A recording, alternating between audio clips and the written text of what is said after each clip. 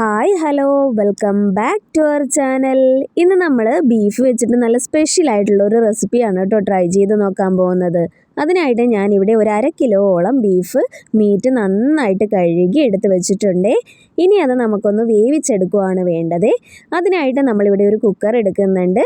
കഴുകി വൃത്തിയാക്കി വെച്ച ബീഫ് കട്ട് ചെയ്യാതെ തന്നെ നമ്മൾ അതിലേക്ക് ഇട്ട് കൊടുക്കുന്നുണ്ട്. ഒരു 1/2 ടീസ്പൂണോളം മഞ്ഞൾപ്പൊടി, 1 ടീസ്പൂൺ കാശ്മീരി മുളക് പൊടി, ആവശ്യത്തിന് ഉപ്പും പിന്നെ ആവശ്യത്തിന് വെള്ളവും കൂടി ഒഴിച്ച് അതൊന്ന് കുക്കറിൽ വേവിച്ചെടുക്കുന്നുണ്ട്.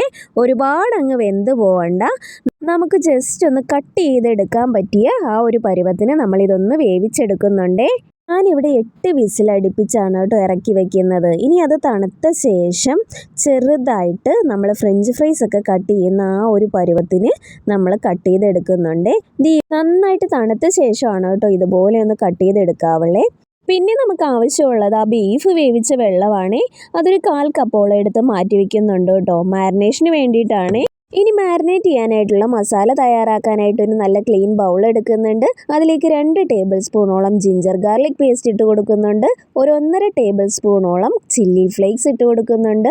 2 ടേബിൾ സ്പൂണോളം കാശ്മീരി ചില്ലി പൗഡർ, 1/4 ടീസ്പൂൺ അളവിൽ മഞ്ഞൾപ്പൊടിയും, 1/2 ടീസ്പൂൺ ഗരം മസാലയും, പിന്നെ പെരിഞ്ജീരകം ചതച്ചത് കേട്ടോ, വലിയ ജീരകം ചതച്ചത് 1/4 ടീസ്പൂണോളം ഇട്ട് കൊടുക്കുന്നുണ്ട്. ഒരു 2 ടേബിൾ സ്പൂണോളം കോൺഫ്ലോർ ആഡ് ചെയ്ത് കൊടുക്കുന്നുണ്ട്.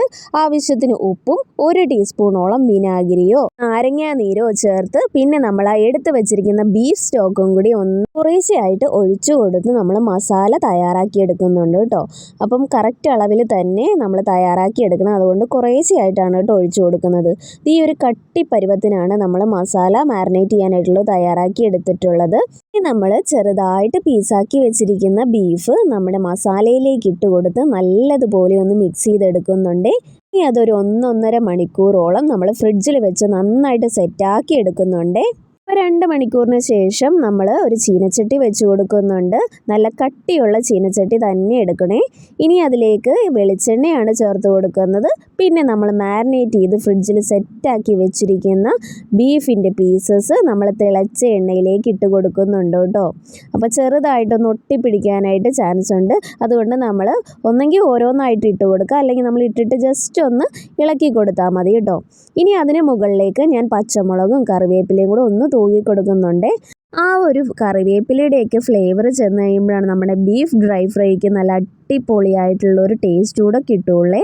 അപ്പോൾ അതൊന്നും സ്കിപ്പ് ചെയ്യാതെ തന്നെ നിങ്ങൾ ചേർക്കണം. എന്നിട്ട് നന്നായിട്ട് തന്നെ ലോ ഫ്ലെയിമിലിട്ട് നന്നായിട്ട് പൊരിച്ചെടുക്കണം കേട്ടോ.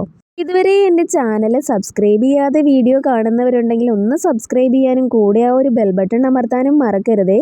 അങ്ങനെ നമ്മുടെ ബീഫൊക്കെ ഇവിടെ നന്നായിട്ട് വെന്ത് നല്ല സെറ്റായിട്ട് കിട്ടിയിട്ടുണ്ട് കേട്ടോ.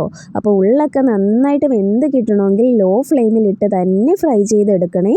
അങ്ങനെ നമ്മൾ മാരിനേറ്റ് ചെയ്ത് വെച്ചിരിക്കുന്ന ബീഫ് മുഴുവനായിട്ടും നമ്മൾ ഫ്രൈ ചെയ്തെടുക്കുന്നുണ്ട് കേട്ടോ.